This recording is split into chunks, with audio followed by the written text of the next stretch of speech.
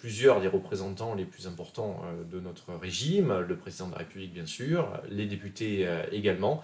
Et donc ce moment démocratique par excellence, ça ne peut que faire écho à la cité qui a inventé la démocratie, la cité donc antique d'Athènes. Alors l'idée c'est également de voir si on peut faire des parallèles, si la démocratie athénienne ressemble à notre démocratie contemporaine, ou plutôt l'inverse.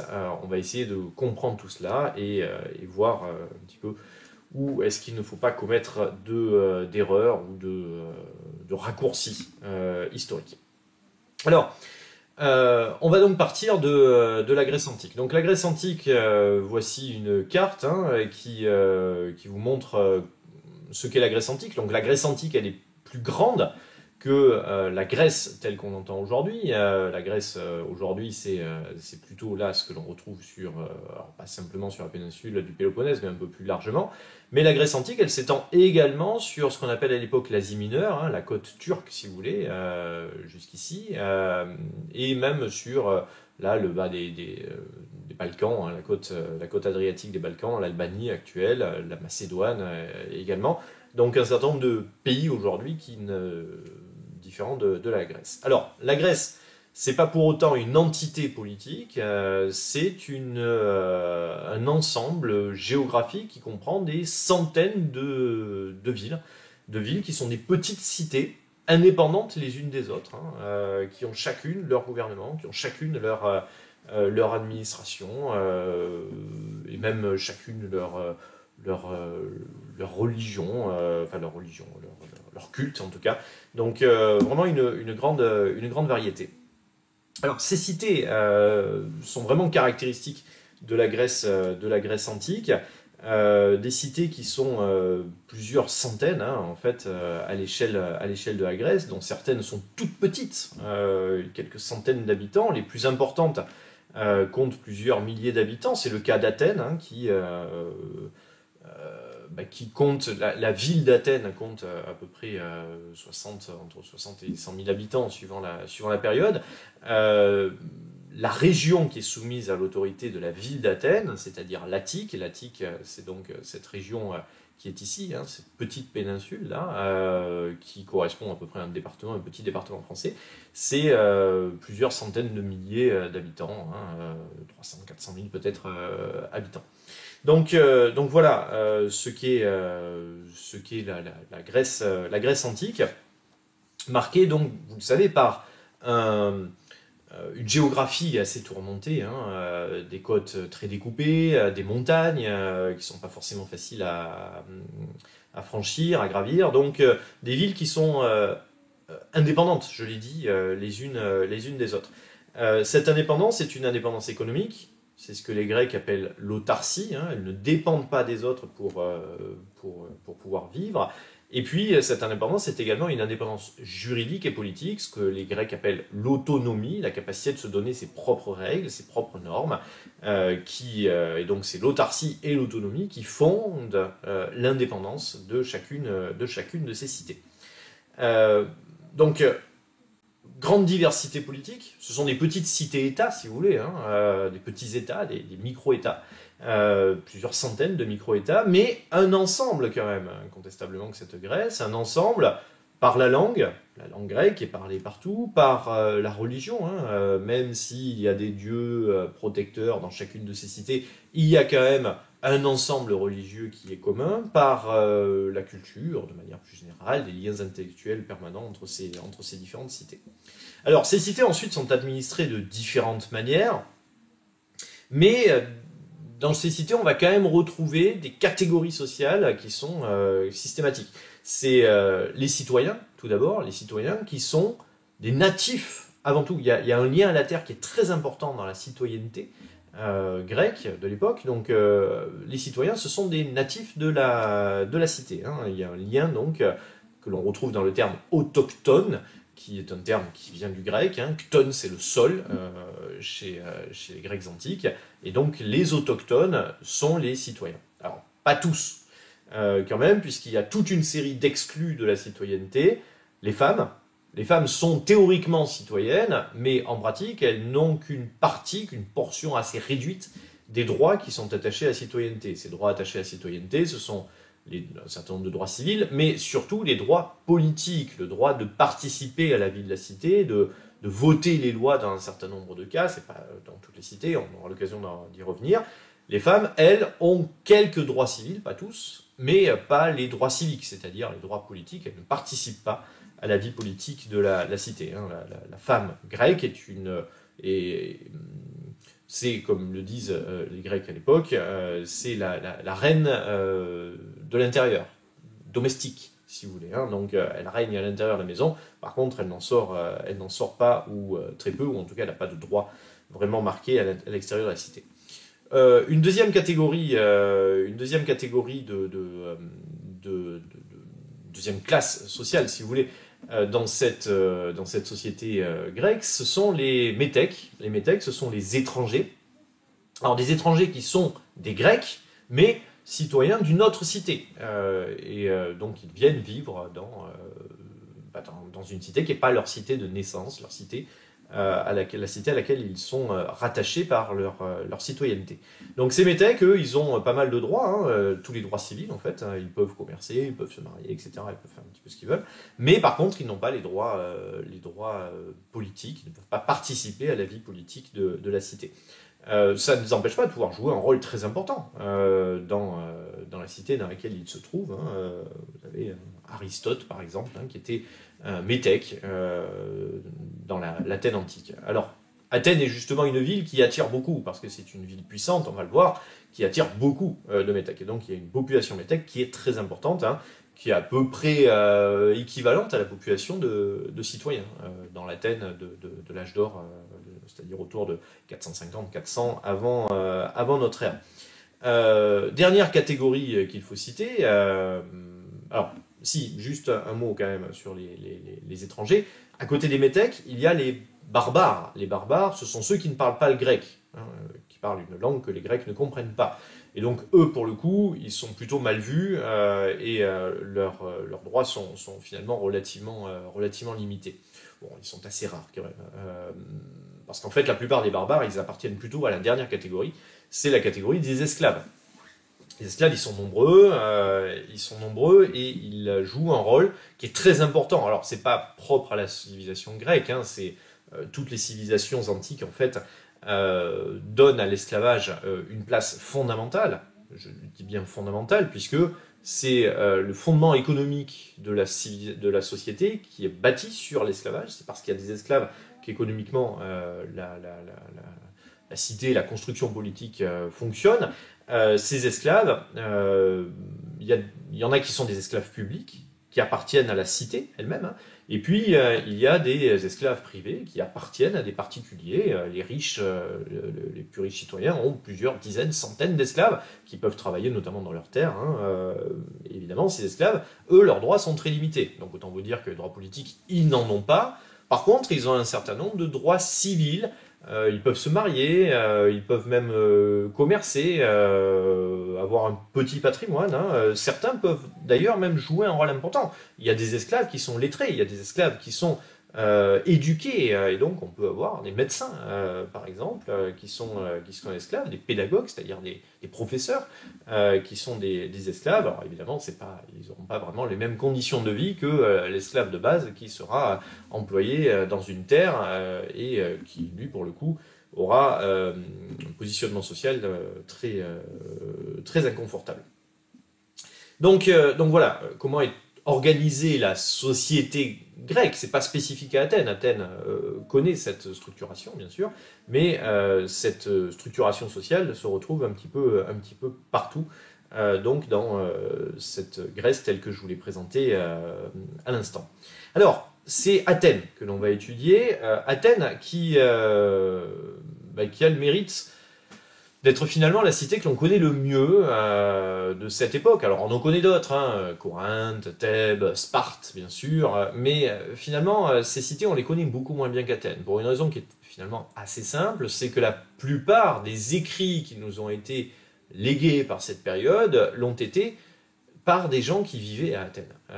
Soit qu'ils aient pu jouer un rôle politiques, par exemple, encore qui sont assez peu nombreux à avoir laissé beaucoup d'écrits parmi ces hommes politiques, on comprendra d'ailleurs pourquoi, hein, soit qu'ils aient écrit sur l'organisation politique d'Athènes. Et on a là on a parlé d'historiens, mais c'est plus des chroniqueurs, mais aussi des philosophes qui critiquent souvent hein, l'organisation politique de la cité. Donc c'est grâce à eux que l'on connaît finalement assez bien cette organisation politique athénienne et que c'est finalement cette organisation politique athénienne que l'on connaît le mieux. On connaît un petit peu Sparte, mais Sparte, si on la connaît, c'est essentiellement grâce à des Athéniens en fait, qui soit critiquent, soit admirent l'organisation politique de Sparte. Alors cette organisation politique, on va la laisser de côté, peut-être qu'on fera une émission un jour sur l'organisation politique spartiate, qui a là aussi développé énormément de fantasmes, hein, notamment dans des régimes autoritaires, voire totalitaires. On pourrait même, je finis ma parenthèse, dire que Sparte est un premier modèle totalitaire, hein, bon, je referme la parenthèse. Mais donc c'est Athènes qui va nous intéresser ici. Alors, Athènes, on va partir pour parler de cette histoire d'Athènes du 7e siècle avant notre ère. Je suis revenu sur le point trop tôt, je voulais passer à ça. 7e siècle avant notre ère, donc on est dans les années 600, hein, une période pendant laquelle, dans la plupart des cités grecques, la logique est à peu près la même, c'est-à-dire que ce sont des aristocrates qui gouvernent la cité. Alors aristocrate, le terme est grec, kratos, hein, krate, c'est un terme qui renvoie à l'idée d'autorité, à l'idée de pouvoir, hein, donc krate, kratie, etc. Aristocratie, démocratie, etc. Ça renvoie toujours à l'idée de pouvoir, on retrouvera le terme. Et Aristos, aristoi, c'est le meilleur en grec, hein, ou les meilleurs. Donc les aristocrates, c'est ceux qui gouvernent parce qu'ils sont les meilleurs. L'aristocratie, c'est le gouvernement des meilleurs. Qu'est-ce que c'est les meilleurs? C'est essentiellement les plus puissants, c'est-à-dire souvent les plus riches en fait, hein, mais pas que, c'est la noblesse si vous voulez. Hein, ils sont pas forcément les plus riches, mais par leur naissance, ils ont toujours tenu la première place. Donc cette aristocratie gouverne la ville, comme la plupart des cités grecques de l'époque, et donc elle gouverne une ville assez importante, hein. Athènes est une des villes les plus importantes de la Grèce de l'époque, une ville assez importante dans laquelle on a bien sûr d'autres catégories sociales, plus pauvres, ou des catégories nouvelles, on va dire bourgeoises, hein, qui s'enrichissent et qui, elles, sont complètement exclues du pouvoir, tenues par ces aristocrates qui gouvernent principalement à cet endroit-là. Je vous l'ai mis ici, c'est une colline, alors c'est un rocher en fait, hein, qui est l'Aréopage, qui est le lieu où se réunissait le conseil de l'Aréopage, qui était le conseil aristocratique hein, de la ville, donc les grandes familles, les représentants des grandes familles athéniennes qui se partageaient le pouvoir à cette époque-là. Alors, face à ce gouvernement aristocratique, face à cette oligarchie, ça aussi c'est un terme qui nous vient de la Grèce, l'oligarchie c'est le gouvernement d'un petit nombre, hein. Donc l'aristocratie si vous voulez c'est une forme d'oligarchie, donc face à ce gouvernement, eh bien le peuple athénien va avoir tendance à de moins en moins bien vivre hein, cette domination, et donc le 7e siècle est marqué par des conflits sociaux de plus en plus nombreux, avec des tentatives de certains démagogues, c'est-à-dire personnes qui savent parler au peuple, qui savent manipuler le peuple pour essayer d'obtenir le soutien du peuple contre l'aristocratie, pour essayer de s'emparer du pouvoir et éventuellement corriger, modifier, réformer l'organisation politique athénienne.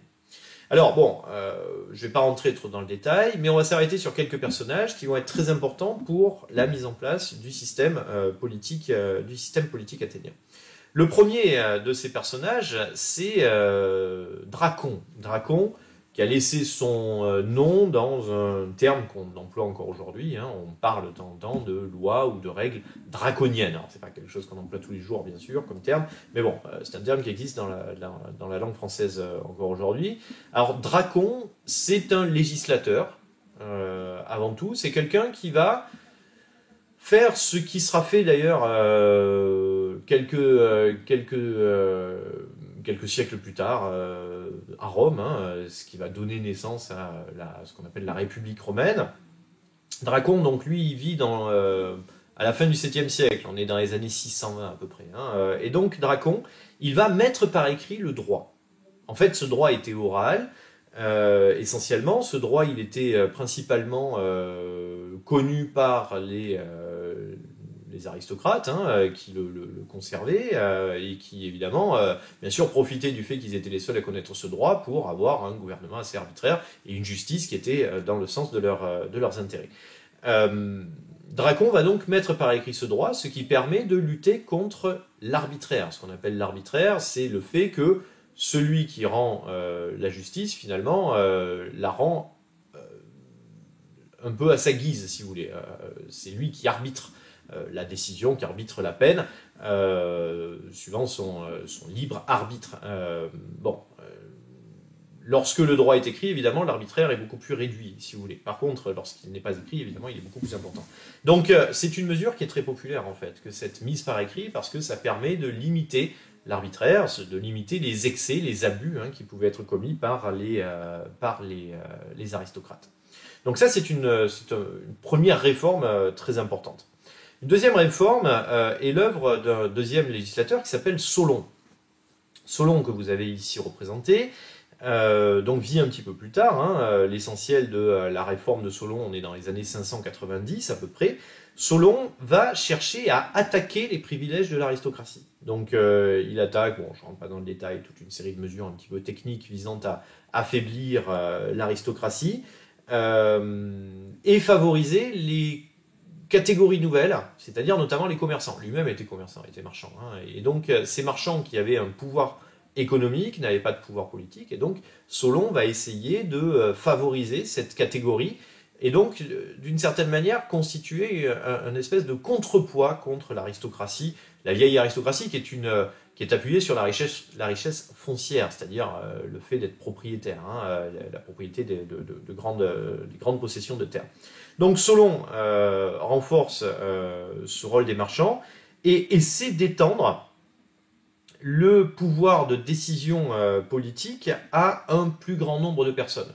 Pas que les aristocrates qui doivent gouverner, c'est plus de monde qui doit participer à ce qui est le principal organe de décision à l'époque, qui est l'ecclésia, c'est l'assemblée du peuple, qui est amenée à prendre en principe les décisions politiques qui gouvernent la cité. Donc il réforme l'ecclésia pour étendre le nombre de personnes qui pourront participer à l'ecclésia. Il réforme également l'ailier. L'ailier, c'est le tribunal populaire. Donc bon, un tribunal à cette époque, c'est pas tout le peuple qui peut y participer, mais on a quand même plus de monde qui va pouvoir y participer. Et ce qui est intéressant, c'est que les personnes qui composent le tribunal de l'ailier seront tirées au sort. Ce qui, évidemment, casse le privilège de la noblesse, encore une fois, et permet donc à beaucoup plus de gens, et pas simplement les plus riches, de rendre la justice, d'appliquer le droit qui est donc voté par l'Ecclésia.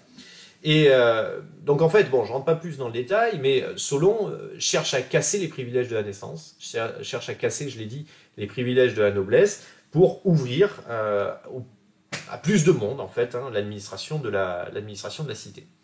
Mais bon, on ne peut pas considérer pour autant que Solon mette en place la démocratie à Athènes. Il a surtout essayé de faire un contrepoids contre la noblesse et affaiblir petit à petit la noblesse. Bon, après Solon, on a un retour, une tentative de retour de la noblesse, qui a assez mal vécu les réformes de Solon. On a des nouvelles tensions sociales puisque le peuple trouve que Solon n'a pas assez ouvert le système politique athénien, donc pas mal de conflits sociaux qui débouchent sur la prise de pouvoir d'un ambitieux, d'un noble ambitieux qui s'appelle Pisistrate. Alors Pisistrate va donc s'emparer du pouvoir dans les années 560, il a une quarantaine d'années. C'est un noble, mais c'est un noble qui va gouverner dans le sens des intérêts du peuple. En effet, lui considère qu'il faut ouvrir l'organisation politique. Alors Pisistrate, c'est pas un législateur comme Dracon ou comme Solon qui ont eu un rôle avant tout de réformateur des institutions, Pisistrate, c'est ce qu'on appelle un tyran. Un tyran dans le sens grec du terme, c'est-à-dire un gouvernant qui va gouverner seul, une espèce de roi, si vous voulez, autoproclamé, qui s'empare du pouvoir pour lui tout seul. Donc un tyran, mais comme le disent les observateurs un petit peu plus tard, c'est un bon tyran. C'est quelqu'un qui va gouverner non pas dans son intérêt personnel, mais dans l'intérêt de la communauté politique dans son ensemble. Bon, je ne vais pas rentrer trop dans le détail là aussi des réformes de Pisistrate, qui s'étalent sur une période assez longue, puisqu'il s'empare du pouvoir dans les années 560, et à la fin des années 560, et il va gouverner jusqu'à sa mort en 527. Donc il gouverne pendant une trentaine d'années, ce qui lui permet quand même de faire des réformes assez importantes. Bon, pour dire les choses simplement, Pisistrate va casser complètement les privilèges de la noblesse, ce qu'il en restait en tout cas, redistribuer les terres pour constituer une classe moyenne un petit peu plus importante, ouvrir les droits civils au plus grand nombre, mais aussi réformer toute une série de choses. Il réforme les arts, il réforme la monnaie, il réforme la religion également, puisqu'il va placer Athènes plus clairement sous le patronage de la déesse Athéna et de sa chouette, qui est son animal fétiche, symbole de sagesse bien sûr. Donc Athènes s'affirme davantage, la personnalité on va dire de la cité d'Athènes s'affirme davantage avec Pisistrate, et surtout les rapports de force sociaux sont totalement bouleversés par la tyrannie de Pisistrate. Alors, il n'en demeure pas moins que tout grand réformateur qu'il soit, Pisistrate reste un tyran, c'est-à-dire qu'il gouverne seul. Il n'y a pas la liberté politique, le pouvoir politique des citoyens est très affaibli, il est quasiment inexistant à l'époque de Pisistrate, mais bon, c'est quelqu'un qui réforme à marche forcée, on va dire, beaucoup plus radicalement que Solon, l'organisation politique athénienne. À la mort de Pisistrate, ses fils vont prendre le pouvoir, Hipparque, Hippias, mais eux n'ont pas la personnalité du père, n'ont pas sans doute l'habileté politique non plus de leur père, et ils vont se faire assassiner ou renverser par les nobles qui essaient de rétablir leurs anciens privilèges. Alors c'est dans ce contexte que va intervenir le dernier grand réformateur d'Athènes, qui est Clisthène, alors représenté ici avec une représentation moderne, Clisthène qui est le véritable père de la démocratie athénienne. Mais bon, Clisthène n'aurait rien pu faire si auparavant il n'y avait pas eu les réformes précédentes, Dracon, Solon et puis surtout Pisistrate, qui a d'une certaine manière permis, si vous voulez, Dracon et Solon ont enclenché quelque chose. Pisistrate a cassé complètement la structure sociale traditionnelle, permettant une espèce d'égalité sociale entre les citoyens grecs, et Clisthène va, d'une certaine manière, profiter de cela pour bâtir les institutions démocratiques. Alors, ces institutions démocratiques que bâtit Clisthène, je vous les présente rapidement. Elles sont structurées autour de quelques organes qui sont très importants. Je ne vais pas rentrer trop dans le détail, c'est un petit peu technique, bon, ça va nous amener trop loin. Mais bon, pour citer que les principaux, à côté de l'ailier qui se maintient, le tribunal dont on a parlé précédemment avec des juges qui sont tirés au sort, on a la boulée qui est le conseil de la ville, qui vient remplacer l'ancien aréopage. Donc la boulée, c'est un conseil qui est composé de pas mal de monde, 6000 citoyens qui sont tirés au sort, là aussi, ce qui permet une forte rotation, puisqu'on est nommé pour un temps assez limité, et on ne peut pas être tiré au sort plus de 2 fois dans sa vie, donc ça permet à peu près à tous les citoyens, on va dire, d'y passer à un moment ou un autre. Donc la boulée, c'est le conseil, c'est, si vous voulez, d'une certaine manière, l'organe exécutif, le permanent au sein de la cité, c'est lui qui prépare les lois, etc. Donc bon, voilà, un organe qui est très important. À côté de la boulée, on a donc, je l'ai dit tout à l'heure, l'ecclésia, c'est l'assemblée du peuple, là c'est vraiment l'organe central. En effet, Clisthène va donner la souveraineté à l'ecclésia, c'est-à-dire que c'est l'ecclésia qui dispose du pouvoir suprême. Ce pouvoir suprême, il se traduit notamment par la loi. que vote, les lois que vote l'Ecclésia. L'Ecclésia, elle est ouverte à tous les citoyens, donc à l'exclusion, je reviens sur ce que j'ai dit au départ, des métèques, à l'exclusion des femmes, à l'exclusion bien sûr des esclaves également, mais bon, tous les citoyens sont invités à y participer, ce qui fait quand même pas mal de monde. L'Ecclésia se réunit sur une grande place qui s'appelle l'Agora, qui peut contenir jusqu'à 25 000 personnes. Voilà, à peu près tous les citoyens d'Athènes peuvent se réunir là. Alors, en pratique, ils sont pas très nombreux, il y a un très fort absentéisme. En pratique, c'est peut-être 1000, 2000, 3000 personnes qui se réunissent régulièrement lors des réunions de l'Ecclésia. Il y en a assez souvent des réunions, l'Ecclésia se réunit à peu près tous les 10 jours pour discuter, entendre des propositions de loi qui sont faites par n'importe quel citoyen. N'importe quel citoyen peut proposer une loi et l'Ecclésia vote donc ces lois qui seront ensuite appliquées. La boulée surveillera l'application, l'ailier sanctionnera les violations de la loi. Donc l'Ecclésia a vraiment un rôle absolument central. Alors, l'Ecclésia, ce rôle central, il peut poser des problèmes, puisque c'est n'importe quel citoyen qui peut y participer. Donc des gens qui ne sont pas forcément formés politiquement, qui ne sont pas forcément éduqués. On a aussi bien de riches aristocrates que des citoyens issus des catégories les plus modestes de la population. Par exemple, les marins, qui sont très importants. Athènes est une puissance maritime, puissance économique maritime, puissance militaire maritime également, et ces marins sont très nombreux. Et ces marins, eux, ils n'ont pas du tout le bagage culturel, éducatif des aristocrates. Donc, on a un petit peu tout ce monde qui fait partie de l'Ecclésia.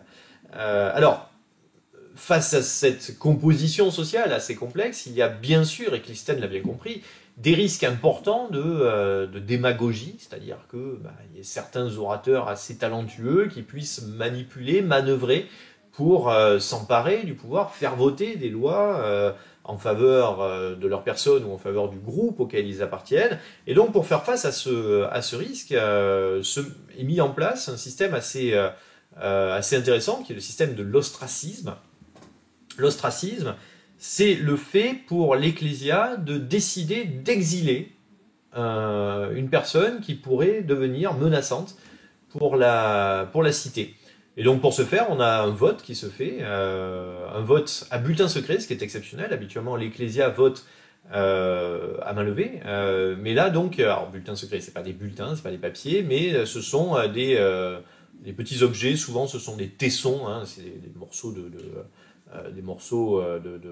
terre cuite, d'amphores par exemple, cassés, de pots si vous voulez, ou de vases cassés, sur lesquels on écrit le nom de la personne que l'on veut voir expulsée. Et si la majorité absolue de l'Assemblée décide d'ostraciser donc cette personne est exilée, elle doit partir rapidement dans les jours qui suivent la décision, et pour 10 ans en principe. Elle peut être rappelée avant, mais en principe elle part pour 10 ans. Vous avez ici un ostracone, c'est un de ces objets. Alors celui-ci est particulièrement joli, la plupart du temps c'est beaucoup moins géométrique, on va dire, sur lequel est gravé justement le nom d'un personnage dont on souhaite donc l'expulsion, l'exil.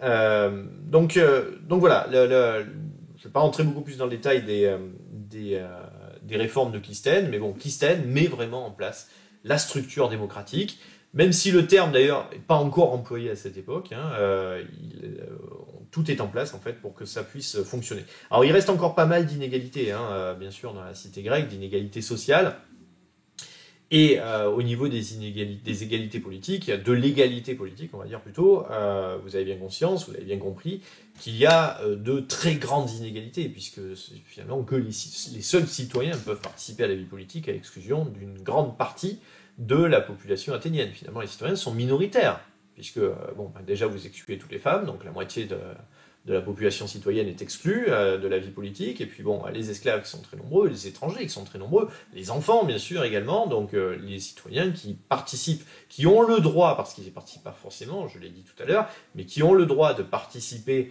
à la vie politique, c'est une petite minorité de la population athénienne. C'est dizaine de pourcents peut-être de la population athénienne.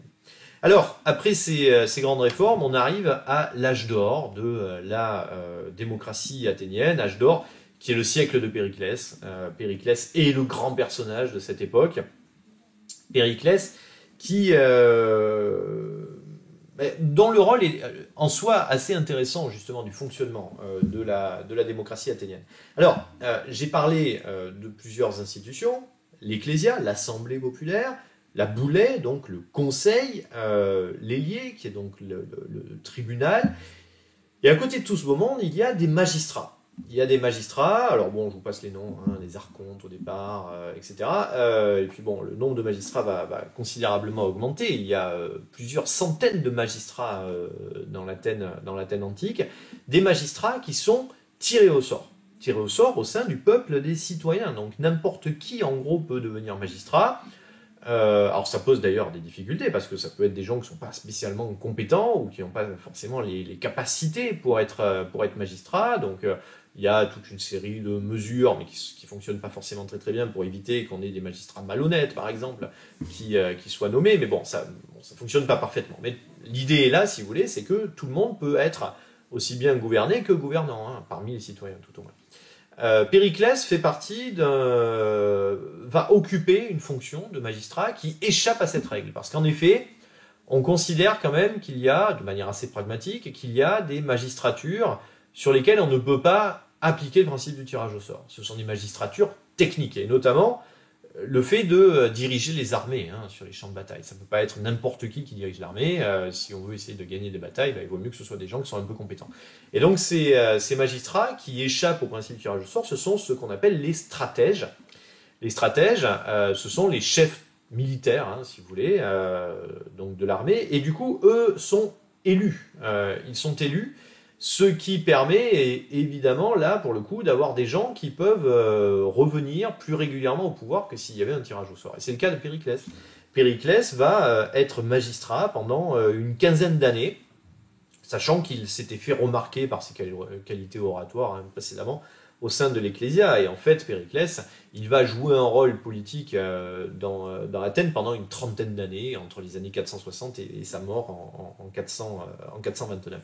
Donc c'est un personnage qui va être extrêmement influent. Et il va peser sur la vie politique athénienne, non pas pour conquérir un pouvoir personnel, mais pour essayer de finir d'une certaine manière les réformes de Clisthène. Alors, il a perçu les défauts des institutions mises en place par Clisthène, et donc il va essayer de corriger ces défauts. Alors, comment ça se traduit? Ça se traduit par exemple par le fait qu'il met en place une espèce de rémunération pour les personnes qui participent au débat au sein de l'Ecclésia, qui participent à l'Héliée et à la Boulée. C'est ce qu'on appelle le mistos, c'est une petite gratification, c'est pas beaucoup d'argent, mais bon, pour les plus pauvres des citoyens, c'est évidemment quelque chose qui peut être motivant. Et donc, c'est le moyen de lutter, si vous voulez, contre l'absentéisme. De la même manière, il va essayer de corriger les inégalités culturelles et éducatives entre les citoyens par la mise en place d'une forme d'éducation politique. Et pour ce faire, il va appeler à Athènes, il va faire venir à Athènes des espèces de professeurs du savoir, professeurs de sagesse, qu'on appelle les sophistes. Sophia en grec, c'est la sagesse, et donc les sophistes, ce sont ceux qui enseignent d'une certaine manière pour essayer de former des sages. Et donc ces sophistes ont pour rôle d'éduquer le peuple athénien. Bon, en pratique, assez souvent, ils vont plutôt éduquer ceux qui ont les moyens de payer leurs cours qui sont parfois assez chers, donc du coup, ça ne va pas forcément bien fonctionner là aussi.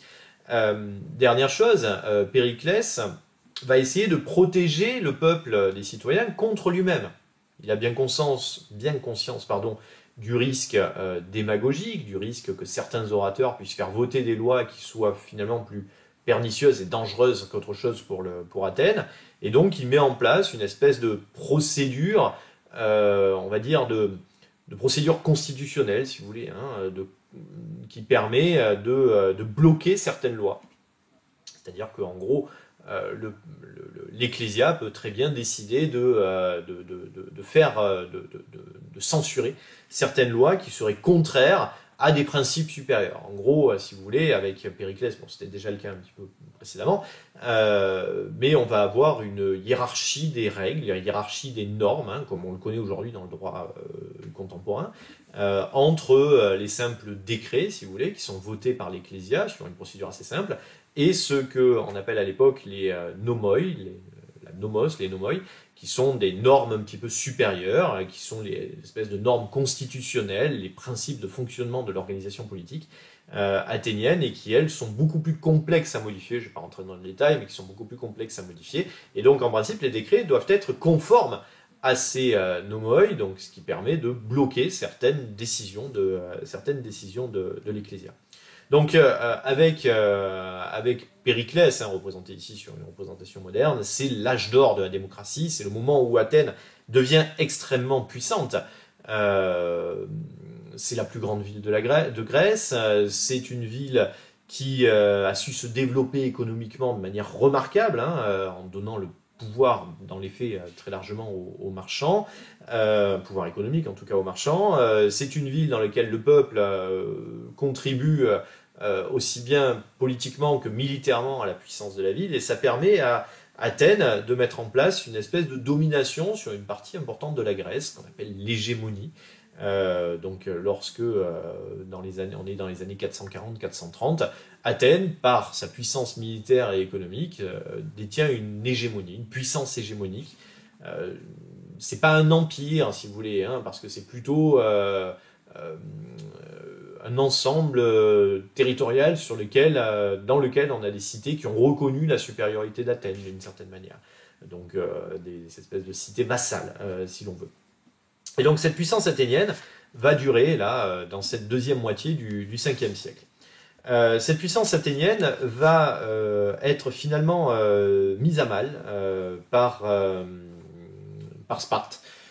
L'autre grande cité, la principale rivale, hein, d'Athènes, qui va engager contre Athènes une guerre terrible qui va durer pendant une vingtaine d'années. C'est la guerre du Péloponnèse, qui va donc opposer les deux principales puissances grecques.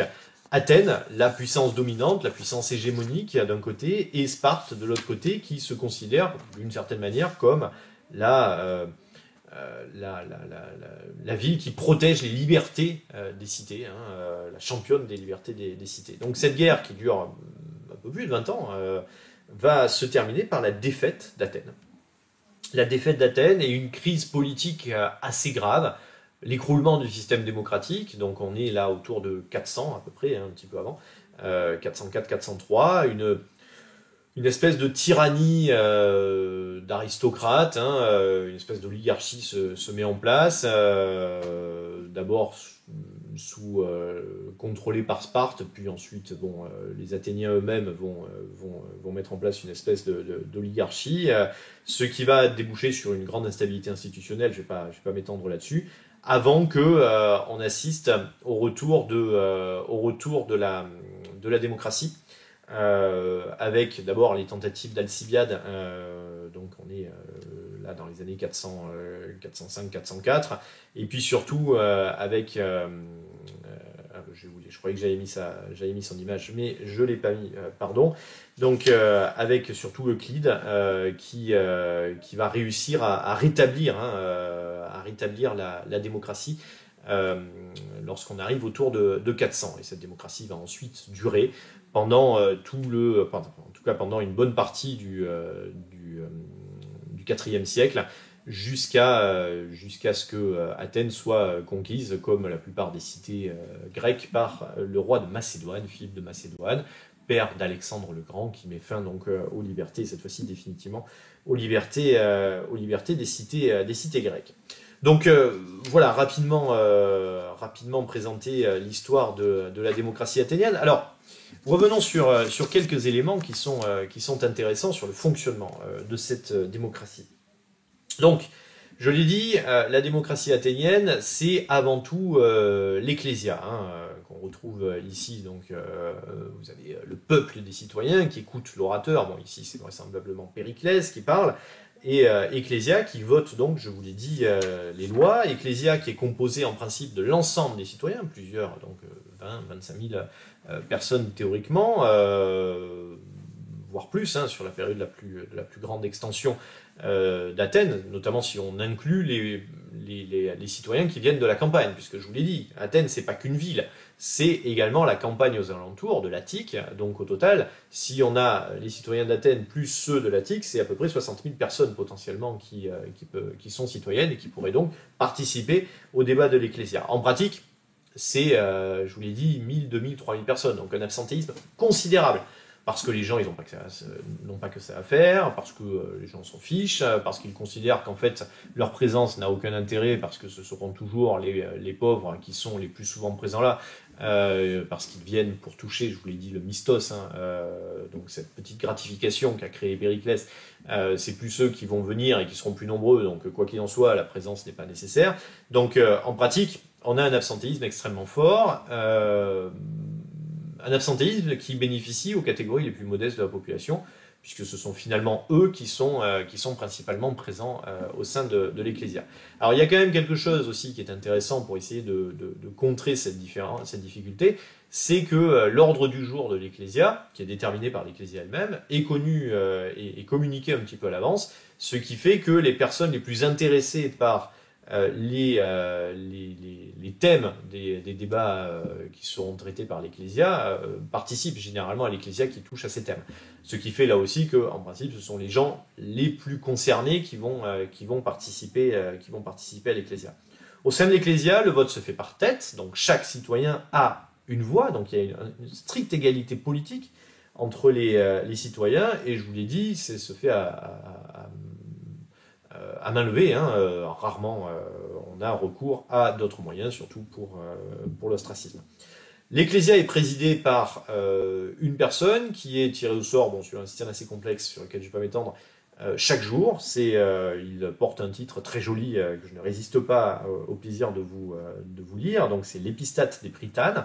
L'épistate des Prytanes, c'est le président de l'Ecclésia qui est nommé pour un jour.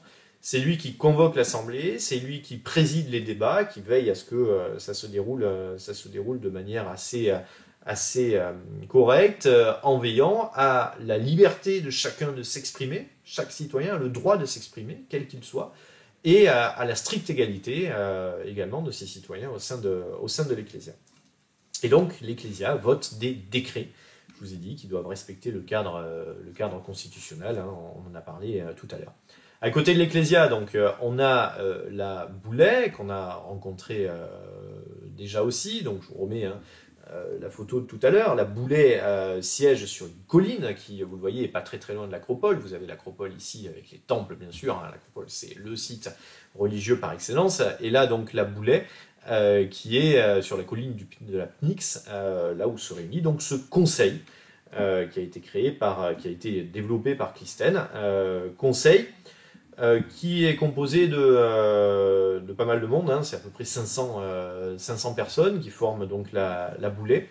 500 personnes qui sont chargées de préparer les projets de loi, qui préparer le travail en fait de l'Ecclésia, et qui entend régulièrement des rapports des magistrats, qui gèrent le budget de la cité, etc. Donc c'est vraiment une instance permanente. L'Ecclésia n'est pas permanente, elle se réunit assez régulièrement, mais elle n'est pas permanente, tandis que la Boulay, elle, est une instance permanente, qui s'occupe de tas de choses, hein, les finances, la religion, la diplomatie, les questions militaires, etc.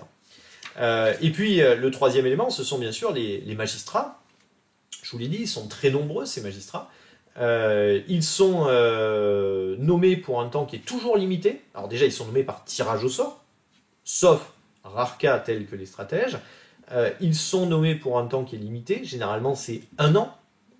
Ils sont nommés sur des postes qui sont toujours collégiaux, c'est-à-dire que sur une même compétence, on va dire, de magistrat, on a toujours plusieurs magistrats, histoire qu'il n'y en ait pas qu'un seul qui puisse concentrer du pouvoir. Le but c'est ça, hein, c'est toujours éviter une concentration du pouvoir, éviter un accaparement du pouvoir par une personne ou par un petit groupe de personnes. Donc du coup, c'est pour ça que le mandat est limité dans le temps, c'est pour ça qu'il est toujours partagé par plusieurs au sein d'un collège, le tirage au sort, là aussi, il évite qu'on ait quelqu'un qui revienne régulièrement par l'élection sur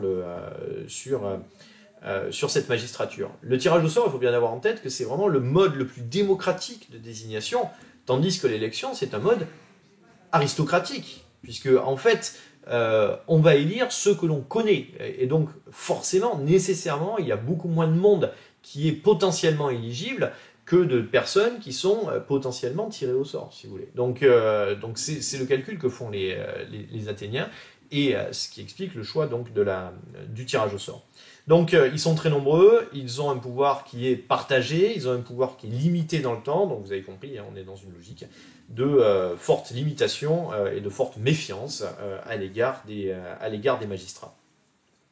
Et puis, le dernier élément, je l'ai cité tout à l'heure, j'y reviens rapidement, c'est l'ailier, hein, donc le tribunal populaire, composé à l'âge d'or, donc au 5e siècle, de 6000 personnes, 6000 citoyens tirés au sort chaque année, donc là aussi on retrouve les mêmes logiques, annualité et tirage au sort pour la nomination, qui est chargé de rendre donc la justice. Et qui, bon, il doit y avoir des accusateurs qui sont pris, des gens qui défendent telle ou telle position, tel ou tel citoyen. En pratique, ce que l'on constate, c'est que là aussi, il y a beaucoup d'absentéisme. En pratique, ce que l'on constate aussi, c'est que la démagogie va s'exprimer pleinement là aussi. On va avoir des espèces d'accusateurs professionnels qui vont défendre les intérêts d'un clan, d'un groupe, d'une personne. Et ça va contribuer au dysfonctionnement du système politique. Alors ces dysfonctionnements du système politique, ils sont nombreux, hein, ils sont nombreux, ce qui va valoir à Athènes au système, à la démocratie athénienne, pardon, je cherchais mes mots, d'être assez fortement critiqué. Critiqué par les principaux intellectuels de l'époque. Socrate, le grand philosophe, bien sûr, Socrate, sera extrêmement critique à l'égard de la démocratie. Qu'est-ce qu'il reproche à la démocratie? Il reproche à la démocratie le fait que la politique, c'est-à-dire l'art de gouverner la cité, je ne l'ai pas dit, mais la cité, en grec, c'est la polis, donc P-O-L-I-S, donc la politique, c'est l'art de gouverner la cité. L'art de gouverner la cité, c'est pas donné à tout le monde pour Socrate. Il faut avoir une compétence, il faut avoir une connaissance, et tout le monde n'en est pas doté. Et donc, de donner le pouvoir à l'ensemble des citoyens, y compris à des gens qui n'ont aucune espèce de compétence et aucune espèce de connaissance, c'est pour lui quelque chose qui est suicidaire. Et donc Socrate est extrêmement critique à l'égard de la structuration politique même de la cité. Alors Socrate enseigne à pas mal de monde, il a autour de lui un certain nombre de jeunes gens qui suivent son enseignement, de disciples qui suivent son enseignement, qui sont principalement des aristocrates, et qui donc, bien sûr, applaudissent des deux mains aux enseignements de Socrate. Alors, lorsque, à la fin de la guerre du Péloponnèse, Athènes essaie de rebâtir sa démocratie, de la rebâtir avec un retour d'une moralité assez forte, Socrate, dans ses critiques de la religion traditionnelle également, gêne beaucoup, et c'est la raison pour laquelle un procès va être intenté contre Socrate. Et Socrate, vous le savez, est condamné à mort avec une condamnation et une mort qui est telle que on pouvait la prononcer à ce moment-là. Il est condamné à se suicider en fait. Et Socrate, qui malgré les critiques qu'il formule à l'égard de la démocratie athénienne, reste quelqu'un de profondément loyaliste, et donc il va accepter sa condamnation et il se suicide, ce fameux suicide de Socrate qui est assez célèbre, donc en 399.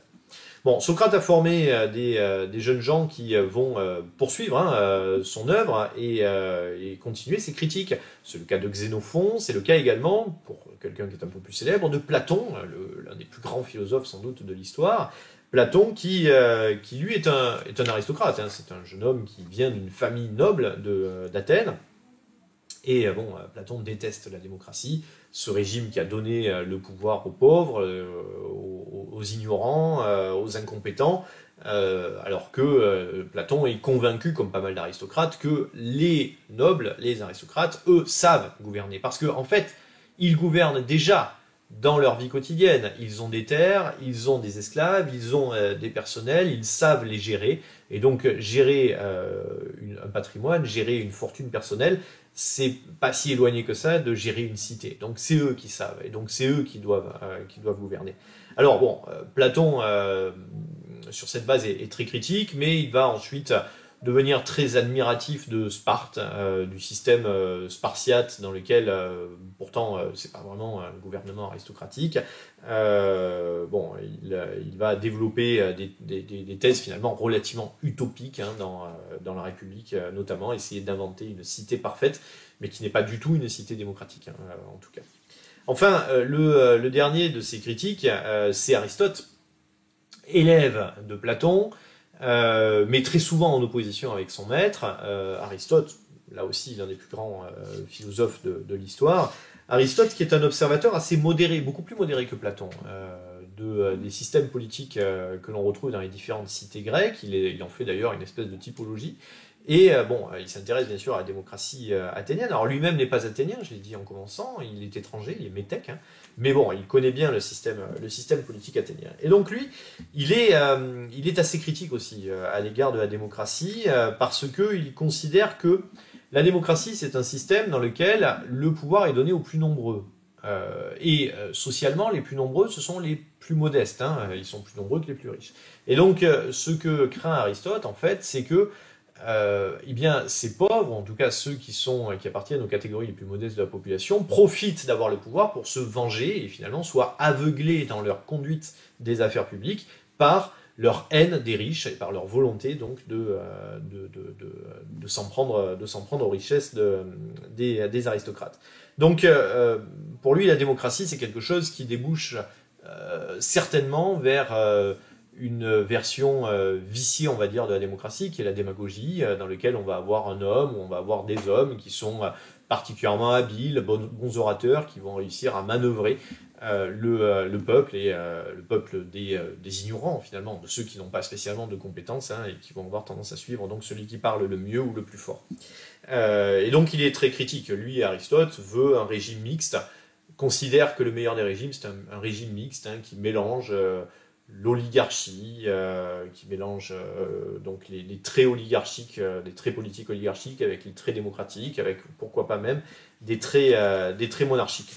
Donc voilà ce que promeut et ce que souhaite Aristote comme régime. Alors, ces différentes critiques sont assez intéressantes puisqu'ils pointent incontestablement des difficultés de la démocratie. Alors cette démocratie athénienne, elle disparaît dans les années 320 avec, je l'ai dit tout à l'heure, donc la conquête par Philippe de Macédoine et ensuite son fils Alexandre, bien sûr, va maintenir cette domination et les cités ne se relèveront jamais de cette conquête. Elles seront soumises ensuite à un pouvoir monarchique, puis ensuite à Rome, qui s'emparera de la région et donc évidemment ne fera rien pour rétablir les libertés des cités.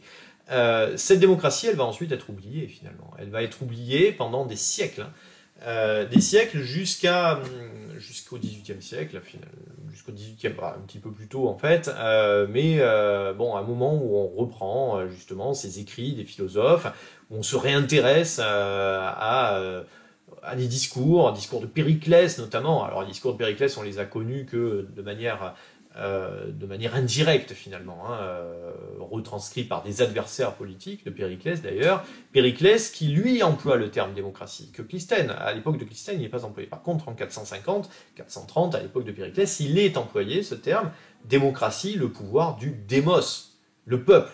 Hein, démos, c'est un des termes qui désigne le peuple en grec, et donc on retrouve krasi, kratos, tel que je vous l'ai défini tout à l'heure. Donc ce pouvoir du peuple, il revient à la mode du XVIIIe siècle, en France notamment avec Jean-Jacques Rousseau, qui considère que c'est le meilleur régime, en tout cas le plus égalitaire des régimes politiques. Et donc évidemment les idées de Rousseau vont faire des émules, notamment pendant la Révolution française, où avec particulièrement Robespierre, hein, on a des tentatives démocratiques qui avortent à ce moment-là, et il faudra attendre 1848 pour que, avec le suffrage universel, tous les Français acquièrent, tous les citoyens français acquièrent le droit de vote et donc le droit de participer à la vie politique. Mais lorsqu'en 1848, en France, on acquiert le suffrage universel, eh bien, va réapparaître finalement un défaut de la démocratie. Un défaut qu'avait pointé Périclès, qu'avait perçu Périclès déjà. Ce défaut, c'est le fait qu'on ne peut pas donner le droit de vote à des personnes si on n'accompagne pas ce droit de vote, finalement, d'un mode d'emploi du droit de vote, c'est-à-dire d'une éducation politique. Et l'erreur de 1848, c'est d'avoir mis d'une certaine manière la charrue avant les bœufs, puisqu'on ne va pas former politiquement les citoyens. Ce qui débouche sur eh bien, une élection qui donne un résultat antidémocratique, si vous voulez, puisque va être porté au pouvoir, on aura l'occasion d'en revenir, je compte faire une émission sur lui, porté au pouvoir Louis-Napoléon Bonaparte, qui n'avait jamais caché le fait qu'il n'avait aucun attachement à l'idée démocratique, et que lui, son objectif, c'était de reconstituer un système finalement monarchique, qui était l'Empire, hein, tel qu'il avait été déjà assuré par son oncle Napoléon Ier. C'est bien ce qui va se passer. La démocratie française, celle de la Seconde République de 1848, va être renversée pour laisser la place au Second Empire, hein, donc une nouvelle forme monarchique pendant plusieurs décennies. Cette erreur, on va essayer de la corriger lorsque le Second Empire va s'écrouler et que la République va revenir. Et là, on va appuyer sur l'éducation. Et d'ailleurs, la question éducative, la question de l'éducation va être une question centrale du début de la Troisième République. Ça aussi, ça mériterait qu'on fasse une émission, on en fera peut-être une dessus, sur la véritable guerre autour de l'éducation qui va être menée par les républicains contre les monarchistes et leur soutien qui était l'Église catholique. Et donc cette éducation républicaine va former des gens qui vont être attachés déjà aux valeurs républicaines contre la monarchie, et va former également des gens qui seront ensuite des citoyens en mesure de voter, préparés à voter, donc aiguillés aussi, hein, idéologiquement, pour un vote qui correspond aux valeurs républicaines. Et donc c'est ainsi que la République démocratique en France va s'enraciner à partir des années 1870-1880, s'enraciner tellement qu'elle est toujours en place aujourd'hui. Après une petite parenthèse pendant la Seconde Guerre mondiale, mais elle est toujours en place aujourd'hui, et même s'il y a des critiques, on a de l'organisation institutionnelle, on n'a pas de critiques sur la démocratie elle-même, si vous voulez, sur le fonctionnement démocratique. On a des critiques sur le fonctionnement de la démocratie, notamment la démocratie représentative, mais on ne remet pas en cause l'institution, dans la grande majorité des cas, les Français ne remettent pas en cause l'institution démocratique. Par contre, ce que l'on constate aujourd'hui, bien sûr, dans notre vie politique actuelle, c'est le fait qu'on retrouve là aussi des faiblesses très fortes de la démocratie athénienne, avec l'absentéisme qui est de plus en plus marqué aux élections. Et évidemment, cet absentéisme, comme l'avait déjà pointé Aristote, il profite à ceux qui sont peut-être les plus motivés pour remettre en cause des positions sociales, pour remettre en cause, pourquoi pas éventuellement, même des acquis sociaux. Et donc, il y a là évidemment un danger pour la démocratie dans cet absentéisme très fort qui pourrait finalement donner plus de voix à des gens qui sont les plus radicaux et pas forcément les plus grands défenseurs de la démocratie. Donc, l'enseignement d'Athènes est évidemment intéressant pour notre démocratie contemporaine. Alors, il est difficile de faire quand même des parallèles extrêmement forts entre la démocratie athénienne et la démocratie contemporaine, ne serait-ce que parce que la démocratie athénienne, elle est bâtie sur une égalité politique, bien sûr, mais une égalité politique qui est réservée à un tout petit nombre de personnes, les citoyens, à l'exclusion de tous les autres. Aujourd'hui, la démocratie, elle est bâtie quand même sur une égalité politique qui s'étend à l'immense majorité de la population.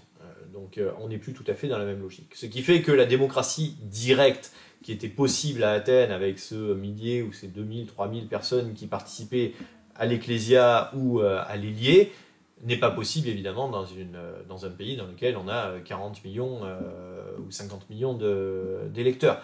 Il est plus difficile de l'imaginer, sauf éventuellement à arriver à trouver avec les moyens techniques dont on dispose aujourd'hui des solutions, pour l'instant qu'on n'a pas trouvées, pour essayer d'avoir un vote un petit peu plus direct. Donc voilà. un système politique dont il ne faut pas non plus considérer que c'est un modèle transposable, c'est pas le cas dans notre démocratie contemporaine, mais un système politique dont le fonctionnement et les travers et les défauts et les dysfonctionnements sont intéressants pour comprendre la vie de notre démocratie aujourd'hui. Et évidemment, à la veille de grandes échéances politiques, cet enseignement de la démocratie athénienne mérite, et je pense mériter, de donner lieu à quelques petits rappels, comme je l'ai fait ce soir. Bon, en termes de bibliographie, elle est considérable sur la démocratie athénienne. Bon, vous pouvez très bien aller lire la politique d'Aristote ou la République de Platon, bien sûr, mais vous avez des bouquins qui sont quand même beaucoup plus accessibles, qui reprennent bien plus dans le détail ce que je viens de dire. Je mettrai quelques références bibliographiques sur la page Facebook de l'émission. Et bon, bah, pas de questions ce soir. J'espère que ça ne signifie pas que je vous ai perdu dans ces explications, que j'ai essayé de simplifier au maximum. Le système est beaucoup plus complexe que ce que je vous ai présenté. Mais donc, on va s'arrêter là pour ce soir. Dans 15 jours, on se retrouvera donc pour une prochaine émission avec un invité, et puis il y aura une dernière émission de l'année. Donc l'invité, je vous annoncerai un petit peu plus tard parce que j'attends confirmation de la thématique de la prochaine émission, et puis on aura une dernière émission qui aura lieu avant les congés de Noël, qui portera justement sur ce Louis-Napoléon Bonaparte dont on a parlé récemment, et sur sa prise de pouvoir en 1851, puisque en fait l'anniversaire cette année, 170e anniversaire, et on va le fêter en décembre, 170e anniversaire du coup d'État de décembre 1851 qui a fait du président Louis-Napoléon Bonaparte le prince-président et finalement l'empereur Napoléon III. Voilà, merci d'avoir suivi cette émission. On se retrouve donc dans 15 jours pour la prochaine, pour la 5e émission de cette deuxième saison. À très bientôt donc sur Le Roi de l'Histoire. Bonne soirée à tous.